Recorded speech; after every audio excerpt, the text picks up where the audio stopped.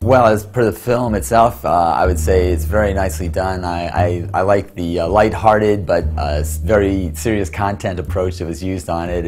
It's amusing and entertaining and informative all at the same time, and consistent too in the technique. And I like the fact that you integrated the World War II Hemp for Victory video, and stylistically is very consistent with the rest of the film. So I feel honored to have been at some level involved with it, even as an inspirational rather than a direct involvement. And really proud of the work that you did. I got involved with the hemp movement before there really was a hemp movement, and that was in 1988 when I came to the realization of the importance of hemp for the future of the planet, in terms of the way that the oppression of cannabis has been formulated. From the beginning of having a made-up word like marijuana, there was supplant the true English word of hemp for the creation of reefer madness over hemp for victory type of reality, showing how hemp can be used for these different things, and in the government policies that have been supporting petrochemical, or as I like to call it, petrocriminal industries, which are corrupt and environmentally destructive. The other thing is that the politicians are not addressing the core issues. They're out there enjoying the profits of what's going wrong rather than trying to make things right.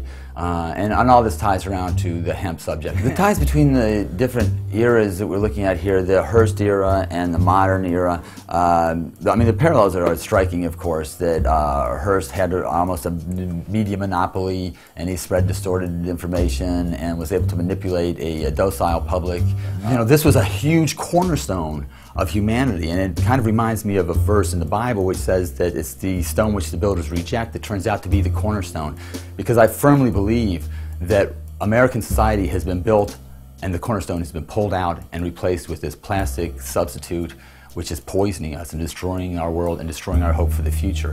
And many of the problems that we're confronting around the world that we go and militarily try to handle, we could do something else altogether, and that is to solve the problems that are leading to those crises by allowing societies or encouraging them. I think America should be developing hemp technologies and encouraging and promoting it around the world as a way of doing these things that we're talking about, reversing global warming by removing greenhouse gases from the environment, reducing poisons and toxins in the environment by using hemp with fewer pesticides and fertilizers and things like that, encouraging labor-intensive, local, regional, sustainable development that creates jobs and provides housing, clothing, and material goods for local communities. And so ultimately, it's your willingness and your courage that are going to determine the future of the world.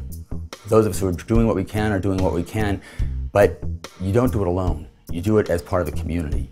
And the more involved you get into this, the more you understand that we are a family, we are a community, we are a planetary community, we're regional communities, we're local communities. We all have power at all these different levels, and it's time for us to use that power, restore hemp, preserve the planet, and give us a future worth having.